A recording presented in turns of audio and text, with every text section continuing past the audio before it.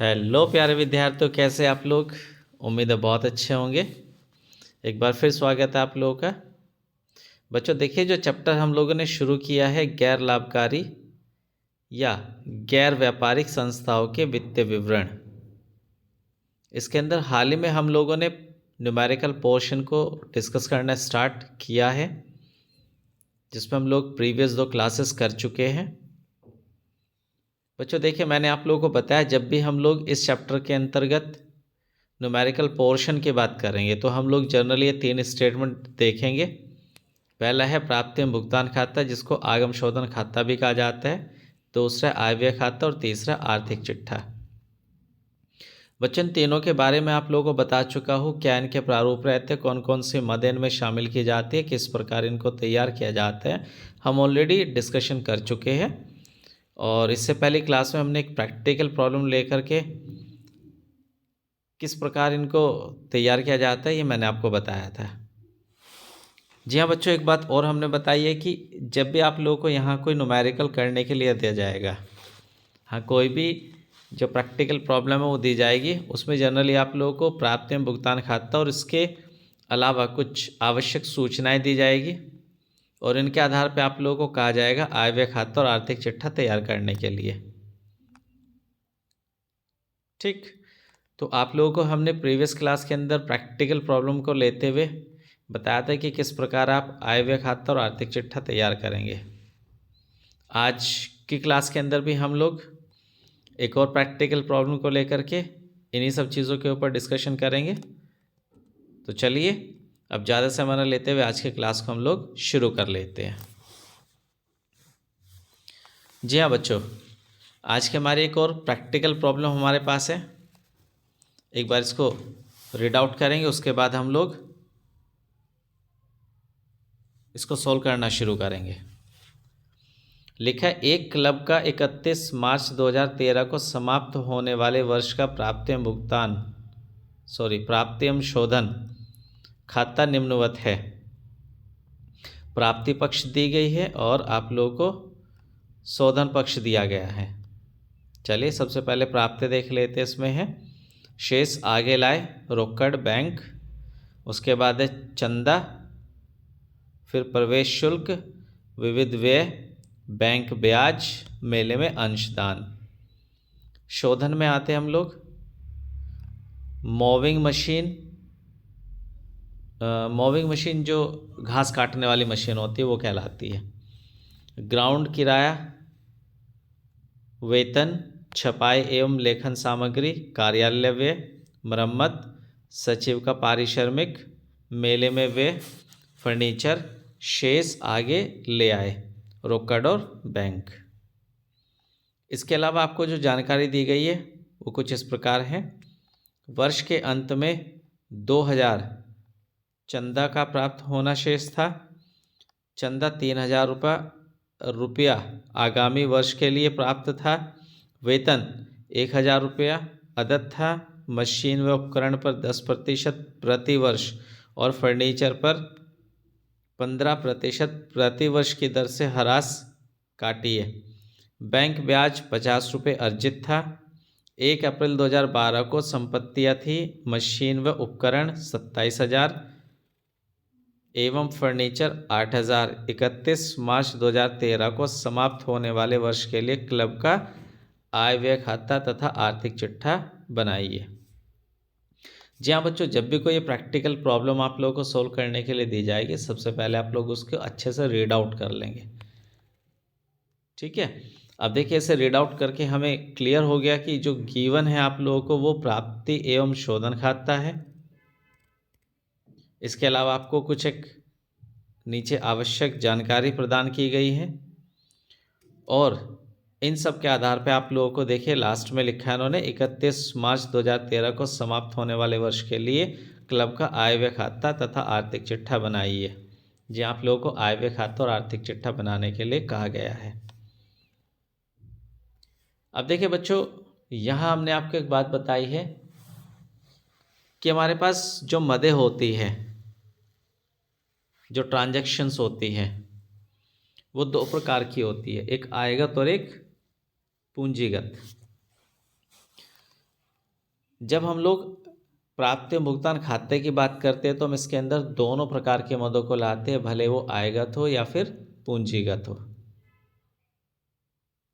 इसके बाद जब हम आयव्यय खाता बनाते हैं तो वो बनाते समय हम लोग को हमेशा ध्यान रखना है कि यहाँ केवल और केवल आयगत मदों की हम लोग बात करें, केवल आयगत मदों को शामिल किया जाएगा, वो भी चालू वर्ष से संबंधित। इसके बाद आर्थिक चिट्ठे की यदि हम बात करें, इसमें केवल और केवल हम लोग पूंजीगत मदों की बात करेंगे सभी समायोजनाओं के साथ। राइट, चलिए तो सबसे पहले हम क्या करेंगे, चूँकि हमने कहा प्राप्ति भुगतान खाता आप लोगों को दिया हुआ है और इसके अंदर हम लोग आयगत और पूंजीगत दोनों प्रकार की मदें शामिल करते हैं, तो सबसे पहले हम लोग यहाँ क्या करेंगे, आयगत और पूंजीगत कौन कौन सी मदें हैं उनको हम लोग आइडेंटिफाई कर लेंगे। ठीक, चलिए अब एक बार हम लोग वापस से शुरू करेंगे प्राप्ति कॉलम से। प्राप्ति में आते हैं हम लोग, शेष आगे लाए, बैंक और रोकड़, ये दो शेष दे रखे हैं। देखिए बच्चों, जब भी रोकड़ शेष हो या बैंक शेष हो, ये हमेशा पूंजीगत होता है। ठीक, तो ये पूंजीगत मद है। इसके बाद चंदा आयगत मद है। प्रवेश शुल्क, इसके लिए हमने पहले एक नोट आप लोगों को पढ़वाया है, यदि प्रश्न के अंदर कहीं स्पष्ट जानकारी दी गई हो इसे पूंजीगत मानने के लिए, तो आप इसको पूंजीगत मानते हुए आर्थिक चिट्ठे के दायित्व पक्ष में लिखेंगे। और यदि प्रश्न में किसी तरह कोई स्पष्ट जानकारी नहीं है तो आप प्रवेश शुल्क को आयगत मानते हुए आय व्यय खाते के क्रेडिट पक्ष में लिखेंगे। अब चूंकि हम लोगों ने ये रीड आउट करते हुए हम लोग को किसी तरह की कोई जानकारी नहीं मिली है प्रवेश शुल्क के बारे में, तो हम इसको यहाँ प्रवेश शुल्क को आयगत मानते हुए चलेंगे। तो प्रवेश शुल्क यहाँ पे क्या है, आयगत मद है। उसके बाद विविध आय आयगत मद है। बैंक ब्याज ये भी आयगत है। मेले में अंशदान ये भी आयगत है। इसके बाद बात करते हैं हम लोग शोधन कॉलम की। शोधन पक्ष में आइएगा, मूविंग मशीन, जी हाँ संपत्ति है, पूंजीगत मद है। इसके बाद ग्राउंड किराया आयगत मद है। वेतन आयगत। छपाई एवं लेखन सामग्री ये भी आयगत। कार्यालय व्यय आयगत। मरम्मत ये भी आयगत। सचिव का पारिश्रमिक ये भी आयगत है। मेले में व्यय ये भी आयगत मद है। फर्नीचर ये पूंजीगत मद है। इसके बाद शेष आगे ले गए, रोकड़ का शेष और बैंक का शेष ये भी पूंजीगत मद है। तो हम लोगों ने चूंकि आयगत और पूंजीगत दोनों मदों को आइडेंटिफाई कर लिया है। उसके बाद जी हाँ नीचे दी गई, देखिए जैसे आप लोग इन मदों को आइडेंटिफाई कर ले, उसके बाद आप लोग इन मदों पे होने वाली एडजस्टमेंट को नीचे दी गई इन्फॉर्मेशन के बेस पे क्लियर कर ले। लिखा है वर्ष के अंत में 2000 रुपया चंदा का प्राप्त होना शेष था। जी हाँ, चंदा प्राप्त होना शेष होता है तो हम इसको अदद चंदे के नाम से जानते हैं। तो यहाँ अदद चंदा है 2000 रुपये का, इसको हम लोग चंदे के साथ एडजस्ट करेंगे। उसके बाद चंदा 3000 रुपया आगामी वर्ष के लिए प्राप्त था। एक और एडजस्टमेंट चंदे के ऊपर ही है। चंदे में दो एडजस्टमेंट है, एक 2000 की और एक 3000 की। देखिए हम क्या करते हैं, अदद को जो चालू वर्ष का होता है उसको प्लस करते हैं और जो आगामी होता है चालू वर्ष में उसको हम लोग माइनस करते हैं। इसको हम लोग चिन्हित करते चलेंगे ताकि हमें सवाल को सोल्व करते समय पता लगे कि कौन सी मद पर समायोजना है और कितनी समायोजनाएं हैं। ठीक, इसके बाद बात करते बेटा वेतन की। वेतन 1000 अदद था, तो वेतन को आप देख लीजिएगा, वेतन पे समायोजना है। उसके बाद मशीनरी व उपकरण पर 10% प्रतिवर्ष, जी हाँ मशीन और उपकरण पर समायोजना है, चिन्हित करते चलेंगे आप लोग। फर्नीचर इस पर भी 15% प्रतिवर्ष की दर से, इसको भी चिन्हित कर लेंगे। बैंक ब्याज 50 रुपये अर्जित है, इसको भी चिन्हित कर लेंगे। इसके अलावा आगे जो जानकारी दी गई है, 1 अप्रैल 2012 को संपत्तियां थी मशीन व उपकरण 27,000, फर्नीचर 8,000। ये बेटा समायोजना नहीं है, ये जानकारी दी गई है कि वर्ष के जो प्रारंभ है ना आपका, उसके अंदर संस्था के पास ये सब संपत्तियां थी। उसके बाद 31 मार्च 2013 को समाप्त होने वाले वर्ष के लिए, अच्छा इसमें आप लोगों को कहा ही गया आय व्यय खाता और आर्थिक चिट्ठा तैयार करने के लिए। चलिए अब कैसे आप लोग इन सब को चिन्हित कर लेंगे और कैसे आइडेंटिफाई कर लेंगे मैं आपको बता चुका हूँ। एक बार हमने कैसे किया देख लेते हैं। जी हाँ बच्चों, देखिए यहाँ हम लोगों ने सबसे पहले जितने भी अपने मदे हैं उनको हमने आइडेंटिफाई कर लिया, इसमें से कौन सी पूंजीगत और कौन सी आयगत है। जैसे शेष आगे लाए, पूंजीगत हमने बताया था, चंदा आयगत, प्रवेश शुल्क आयगत, विविध आय आयगत, बैंक ब्याज आयगत, मेले में अंशदान आयगत। शोधन कॉलम में आइएगा, मूविंग मशीन पूंजीगत, ग्राउंड किराया आयगत, वेतन आयगत, छपाई व लेखन सामग्री आयगत, कार्यालय व आयगत, मरम्मत आयगत, सचिव का पारिश्रमिक आयगत, मेले में वे आयगत, फर्नीचर पूंजीगत, शेष आगे ले गए पूंजीगत। साथ ही जितनी भी नीचे समायोजनाएं इनको पढ़ते हुए हम लोगों ने ऊपर हल्का सा मार्क करते हुए चीज़ों को कुछ इस प्रकार प्रेजेंट कर रहा है, ताकि हम लोग जब दी गई इन्फॉर्मेशन के बेस पे हम लोग आय व्यय खाता आर्थिक चिट्ठा बनाएंगे तो किसी तरह की कोई मद और या किसी तरह का कोई समायोजना हमसे छूटे ना। ठीक है, तो वर्ष के अंत में 2,000 रुपये का चंदा जो प्राप्त होना शेष है और 3,000 का आगामी। 2 प्रकार के समायोजनाएं चंदे पे हमने देखे 2 टिक लगाए हैं। उसके बाद वेतन पर 1,000 रुपये अदत्त की समायोजन है, वेतन को हम लोगों ने एक बार टिक किया हुआ है। इसके अलावा मशीन व उपकरण को देखिए हम लोगों ने टिक किया हुआ है। इसके अलावा फर्नीचर पर 15% का प्रतिवर्ष की दर से ह्रास है, इसको हम लोगों ने टिक किया हुआ है। बैंक ब्याज पर 50 रुपये अर्जित है, बैंक ब्याज को हमने टिक किया है। चलिए इसके बाद कोई समायोजना नहीं है, तो इनको चिन्हित हम लोगों ने कर लिया है। अब आप लोग समझ गए होंगे कि किस प्रकार हम लोगों को, यदि गैर व्यापारिक संस्थाओं के वित्तीय विवरण इस चैप्टर के अंदर कोई न्यूमेरिकल हम लोगों को दिया गया है, कोई प्रैक्टिकल प्रॉब्लम हमें दी गई सॉल्व करने के लिए, तो कैसे हम लोगों को सबसे पहले उसमें दी गई जितने भी मद हैं उनको आइडेंटिफाई करना और साथ ही ये चिन्हित कर लेना है कि किस मद पर कितनी एडजस्टमेंट है। Right, good. अब आप लोगों को बहुत ही आसान हो जाएगा आय व्यय खाता और आर्थिक चिट्ठा तैयार करना। अब आप लोगों ने करना क्या है, जितने भी आयगत मद आप लोगों ने आइडेंटिफाई करे इन सबको आय व्यय खाते के अंदर लिख लेंगे और जितने भी पूंजीगत मद है इनको आप लोग आर्थिक चिट्ठे में लिख लेंगे। ठीक है, समायोजनाएं आप लोगों को मैं बता चुका हूँ, उनको आप लोग जब आय व्यय खाते और आर्थिक चिट्ठे में लिखेंगे तो उनको समायोजित करते चलेंगे।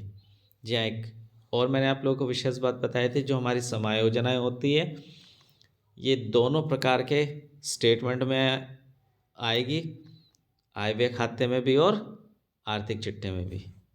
क्लियर? चलिए, तो इसकी मदद से सबसे पहले हम लोग जो हमें दी गई जानकारी है इसके आधार पे हम लोग सबसे पहले आय व्यय खाता तैयार कर लेते हैं। कैसे, किस प्रकार, चलिए देख लेते हैं।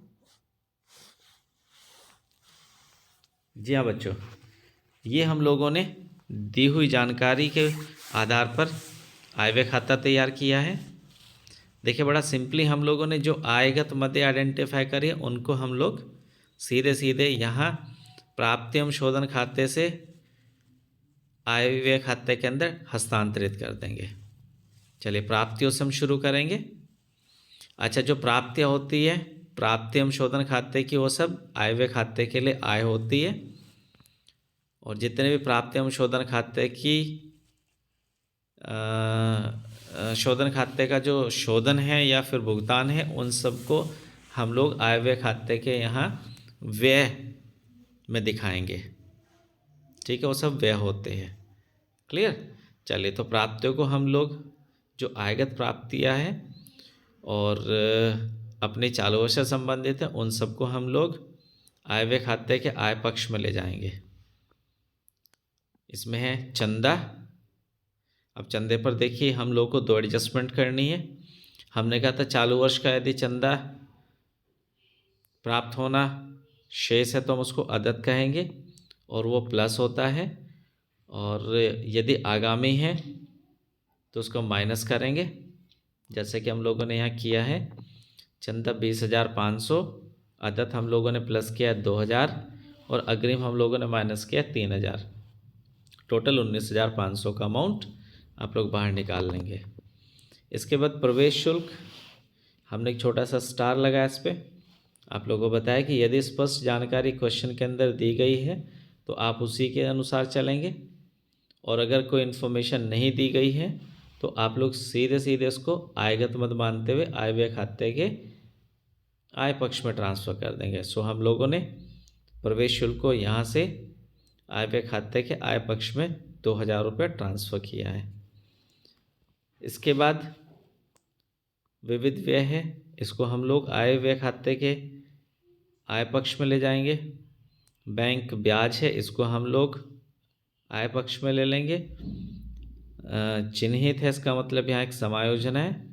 जी हाँ बच्चों, यहाँ 50 रुपये अर्जित है, अर्जित कहे या उपार्जित कहे, और यदि कोई इनकम उपार्जित होती है तो हम उसको उस इनकम में प्लस कर देते हैं। ठीक है, तो यहाँ हम लोग बैंक ब्याज 250 प्लस उपार्जित 50, 300 रुपये का अमाउंट हम लोग बाहर निकाल लेंगे। इसके बाद मेले में अंशदान आयगत मद, इसको भी हम लोग आय व्यय खाते के आय पक्ष में लिख लेंगे। चलिए, प्राप्ति पक्ष हमारा खत्म हो जाता है। इसके बाद शोधन पक्ष को शुरू करते हैं। आते हम लोग मूविंग मशीन, ये पूंजीगत नहीं आएगा। ग्राउंड किराया आयगत मद, इसको ले लेंगे हम 500। वेतन आयगत है 9,500, इस पर एक एडजस्टमेंट है। जी हाँ, वेतन 1,000 रुपये अदत्त है। यदि वह अदत्त होता है तो हम उसको प्लस करते, पूर्वदत्त है तो उसको हम माइनस करते। अदत्त है तो हम इसको प्लस कर लेंगे। 950 प्लस 1,000, 10,500 हम लोग बाहर निकाल लेंगे। छपाई एवं लेखन सामग्री, ये भी आयगत है, हम इसको भी ले लेंगे। इसके बाद है कार्यालय व्यय आयगत मद, इसको भी ले लेंगे हम 900। इसके बाद फिर मरम्मत आयगत मद, इसको भी लेंगे 600 रुपये। सचिव का पारिश्रमिक, ये भी आयगत मद, इसको भी लेंगे हम 800। मेले में व्यय, ये भी आयगत मद, इसको भी ले लेंगे हम लोग 7,000। फर्नीचर शेष आगे ले गए, ये सब पूंजीगत मद हैं, इनको नहीं लेंगे हम लोग। ठीक, इसके बाद अब आप लोग नीचे समायोजना पे आ जाइए। जितने भी समायोजनाएं हमने कहा वो दोनों प्रकार के स्टेटमेंट में, आय व्यय खाते में भी और आर्थिक चिट्ठे में भी बिल्कुल लिखी जाएगी। चलिए, तो एक बार हम लोग पढ़ेंगे। सबसे पहली समायोजना दी थी चंदे को लेकर के, 2,000 और 3,000 ये हो चुका है। इसके बाद वेतन 1,000 अदत्त था, ये भी हो चुका है। मशीन व उपकरण पर 10% और फर्नीचर पर 15% प्रतिवर्ष की दर से ह्रास काटिए, ये नहीं हुआ है, इसको और लेंगे हम लोग। देखिए, संपत्ति जो हमारे साल के शुरू में होती है उसी पे हम लोग ह्रास लगाते हैं। यहाँ नीचे इसी जानकारी में दी गई है आप लोगों को कुछ एक संपत्तियाँ। 1 अप्रैल 2012 को संपत्तियाँ थी मशीन व उपकरण 27,000। अब ऊपर यहाँ हम लोग शोधन कॉलम में भी देखेंगे, एक मशीन हमने यहाँ भी खरीदी है, और कब खरीदी है डेट दी गई है 1 अप्रैल 2012, इसका मतलब साल के शुरू में खरीद ली गई है। तो इन दोनों अमाउंट को हम लोग प्लस कर लेंगे। 27,000 की मशीनरी पहले थी हमारे पास, 8,000 की और आ गई, टोटल कितना बनता है 27 + 8 35,000, 35,000 का 10% 3,500। ये चीज़ हमने वर्किंग नोट में दिखाई आप लोगों को क्लियरली, ताकि आपको समझ में आ जाए। अब इस 3,500 को हम लोग, चूँकि ह्रास है, संपत्ति कम हो रही है, तो हम इसको आय व्यय खाते के व्यय पक्ष में दिखाएंगे। देखिए हमने, देखिए ह्रास हेडिंग बनाते हुए मशीन व उपकरण 3,500, ऐसे फर्नीचर पर निकालेंगे आप 15%। साल के वर्ष में फर्नीचर था हमारे पास 8,000 का और वर्ष में हम लोगों ने ख़रीद लिया। जी हाँ, चालू वर्ष में स्टार्टिंग में हमने 1,000 रुपये का और ख़रीदा, तो ये हो गया टोटल 9,000 का। 9,000 पे 15% निकालेंगे तो कितना बनेगा? 1,350। ठीक, लीजिए अब सब समायोजनाएँ भी हमारी हो गई है। अब आप अपना जो आय व्यय खाता है उसका कैलकुलेशन करेंगे। कैलकुलेशन करने पर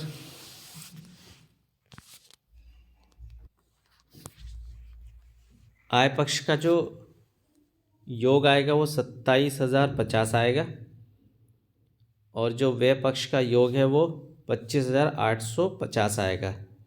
और जब हम लोग 27,050 से 25,850 को माइनस करेंगे तो आप लोगों का डिफरेंस जो है 1,200 रुपये का आएगा, जो व्यय कॉलम में आधिक्य के रूप में दिखाया जाएगा।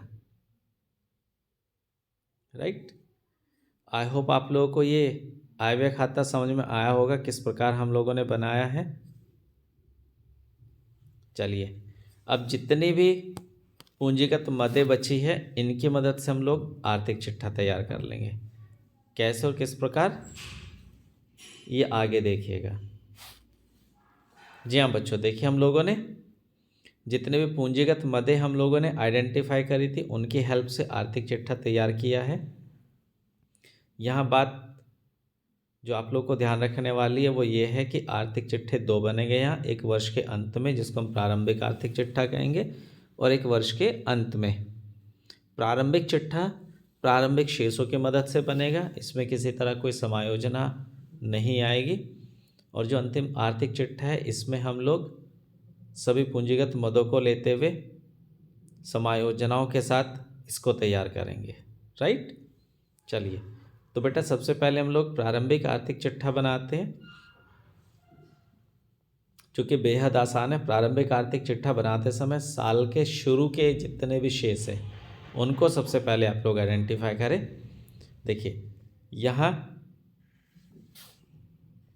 प्राप्ति एवं शोधन खाते में स्टार्टिंग में जो शेष दिया गया है रोकड़ और बैंक का 400 और 3800, ये वर्ष के शुरू का है, प्रारंभ का है, तो आप इसको उठा लेंगे।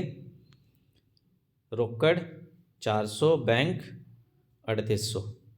ठीक, इसके बाद नीचे जो आप लोगों को जानकारी दी गई होती है आगम शोधन खाते के अलावा, वहाँ आप देखिएगा कि कोई हम लोग को वर्ष के शुरू में बैलेंस तो नहीं दिया है। हाँ बिल्कुल दिया है, देखिए लास्ट में आप देखिए 1 अप्रैल 2012 को संपत्तियाँ थी मशीनरी व उपकरण 27,000 और फर्नीचर 8,000। ये हम लोग ले लेंगे, मशीनरी और उपकरण 27,000, फर्नीचर 8,000। इसके अलावा कहीं कोई शेष आप लोग का है नहीं, तो बस इन्हीं की मदद से आप लोग पूंजी कोष को निकाल लेंगे। संपत्ति पक्ष का जो आप लोग का योग आया वो 39,200 आया है। दायित्व पक्ष में कुछ मद है नहीं, तो आप सीधे सीधे 39,200 को पूंजी कोष में शो करेंगे। इसके बाद हम लोग आर्थिक चिट्ठा तैयार करेंगे जो कि वर्ष के अंत में होगा। ठीक, चलिए यहाँ सबसे पहले हम लोग अब बात करेंगे शोधन जो पक्ष है उसमें जो दिया गया रोकड़ और बैंक का शेष है, अंतिम शेष है, उसको ले लेंगे। देखिए लिया हम लोगों ने रोकड़ 200, बैंक 3,000। ठीक, उसके बाद हम लोग प्रारंभिक जो आर्थिक चिट्ठा है वहाँ से हम लोग संपत्ति जो हमारी है उसको हम लोग नीचे उतार लेंगे। मशीन व उपकरण 27,000। अब देखिए क्या आपने वर्ष में कोई और मशीन खरीदी है? बिल्कुल, 1 अप्रैल 2012 को हम लोगों ने मशीन खरीदी 8,000 की, इसको हम लोग ऐड कर लेंगे। 27,000 प्लस 8,000 टोटल कितने की होगी? 35,000 की। अब इस पर एडजस्टमेंट है, ह्रास है 10% का, लगा दीजिएगा। इससे पहले हम लोग जान चुके हैं कि किस प्रकार ह्रास निकालेंगे। 35,000 का 10%, 3500 माइनस करेंगे तो 31,500 हम लोग बाहर निकाल लेंगे। ठीक, इसके बाद बात करेंगे फर्नीचर की, ऊपर से हम लोग उतार लेंगे फर्नीचर को 8,000। चेक करिए क्या कोई और नया फर्नीचर बिल्कुल ख़रीदा, देखिए 1,000 रुपये का 1 अप्रैल 2012 को, इसको हम लोग ले लेंगे 8 + 1 9,000 रुपये का टोटल फर्नीचर हुआ। इस पर 15% का हरास आप लोग लगाएंगे, जो 1,350 बनेगा, माइनस करते हुए इसको 7650 हम लोग बाहर निकाल लेंगे अमाउंट को। अब इसके अलावा आप लोग एक बार प्राप्ति शोधन खाते को रीड आउट करते हुए देखें कि जो पूंजीगत मदें हम लोगों ने पहचाने के वो सब आ गई है। प्राप्ति पक्ष से शुरू करेंगे।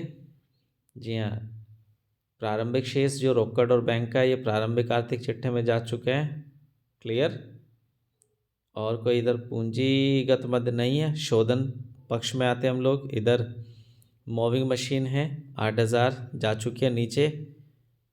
अंतिम आर्थिक चिट्ठे में देखो एडजस्ट हो चुका है। इसके अलावा फर्नीचर एडजस्ट हो चुका है।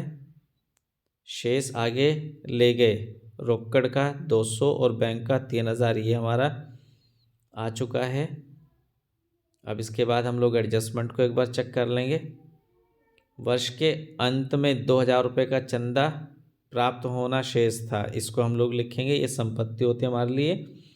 तो चंदा यदि अदत्त है चालू वर्ष का, उसको हम लोग संपत्ति मानेंगे और ये आर्थिक चिट्ठे के संपत्ति पक्ष में लिखा जाएगा। तो 2,000 हम लोग लिखेंगे अदत्त चंदे के संपत्ति पक्ष में। इसके बाद चंदा आगामी यदि कोई प्राप्ति है हम लोगों को, वो दायित्व होती है, वो आर्थिक चिट्ठे के दायित्व पक्ष में दिखाई जाती है। तो यहाँ 3,000 का जो आगामी चंदा है, आगामी वर्ष के लिए चंदा है, अग्रिम हम लोग कहेंगे अग्रिम चंदा, इसको 3,000 का हम लोग दायित्व पक्ष में लिखेंगे।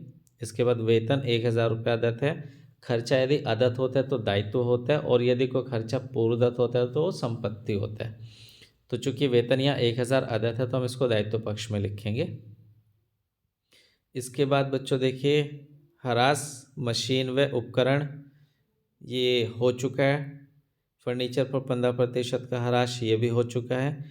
बैंक ब्याज अर्जित, जी हाँ बच्चों, यदि कोई आय अर्जित है, उपार्जित है, तो वो हमारे लिए संपत्ति होती है, और यदि वो अनुपार्जित है तो हमारे लिए दायित्व होते हैं। यहाँ चूँकि 50 रुपये उपार्जित है तो हम इसको संपत्ति पक्ष में लिखेंगे, उपार्जित बैंक ब्याज 50 रुपया।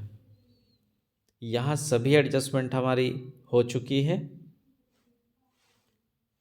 इसके अलावा नीचे 2 और संपत्तियों के नाम दिए हैं, मशीन व उपकरण 27,000 और फर्नीचर ये ऑलरेडी आ चुका है। तो अब हम चूँकि सारे मदों को रिकॉर्ड कर चुके, अब इनका कॉलम हम लोग समअप करेंगे, इनका योग लगाएंगे। अच्छा, ऊपर से हम लोग देखें पूंजी कोष 39,200 उतार लेते दायित्व पक्ष में, और इसके साथ हम लोग समायोजित करेंगे आय व्यय खाते का जो शेष है, और यहाँ आय व्यय खाते का जो शेष है वो आधिक्य है, जो 1,200 रुपये का आधिक्य जुड़ जाता है, और यदि कमी होती है तो माइनस हो जाता है पूंजी कोष से। ठीक, तो यहाँ 29,200 में आधिक्य 1,200 प्लस होते, ये बन जाएगा 40,400। अब इन दोनों कॉलम का योग आप लोग करेंगे तो 44,400 बनेगा। ठीक, आई होप आप लोगों को समझ में आया होगा किस प्रकार हम लोगों ने आर्थिक चिट्ठा तैयार किया है। बच्चों बहुत आसान है, बस थोड़ा सा कंसंट्रेशन के साथ आप लोग इन सब चीज़ों को समझे।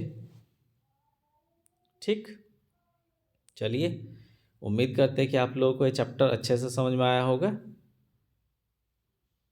अब हम लोग अगले क्लास में मिलेंगे एक नए चैप्टर के साथ। आज के लिए इतना ही।